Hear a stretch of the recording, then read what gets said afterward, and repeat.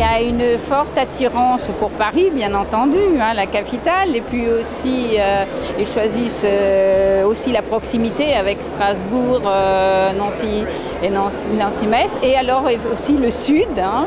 Il y a une grande tradition des étudiants luxembourgeois, notamment en économie et en droit, d'aller aussi à Aix-en-Provence et à Montpellier.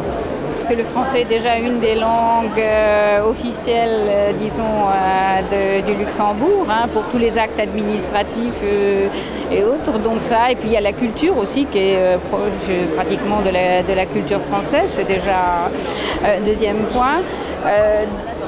Je pense aussi que nous avons un système aussi qui est intéressant avec les universités, les écoles d'ingénieurs, les écoles d'art.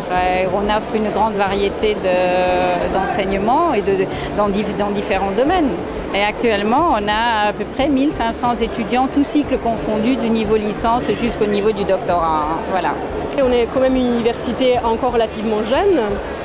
Donc c'est bien aussi d'avoir une exposition, de nous faire connaître de plus en plus, même si on a quand même déjà un site internet qui est très développé et que, comme étant donné que nous avons des étudiants qui viennent d'à peu près partout, on va dire notre réputation est en train de franchir les frontières aussi de plus en plus.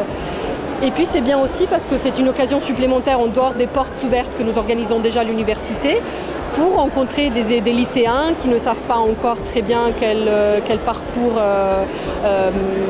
affronter et pour leur donner donc toute information importante, essentielle pour eux, utile, donc tant au niveau des procédures d'inscription que du contenu des formations, des possibilités d'évolution qu'ils ont déjà au Luxembourg avant d'aller voir à l'étranger, parce que déjà au Luxembourg, nous avons quand même de plus en plus de formations à pouvoir leur proposer. Donc pour des étudiants à la fois qui sont intéressés pour rester travailler ici, autant que pour les étudiants qui financièrement ont plus de difficultés.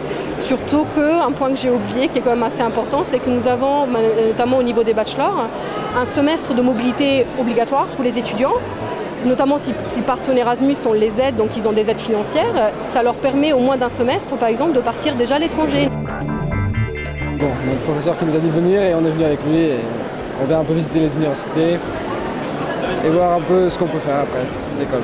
J'ai reçu beaucoup d'informations et je peux maintenant me faire une meilleure idée. Ça a répondu à toutes mes questions et toutes mes attentes. Je suis venue ici pour trouver des réponses à mes questions et j'ai trouvé et je sais vers quoi m'orienter après le bac.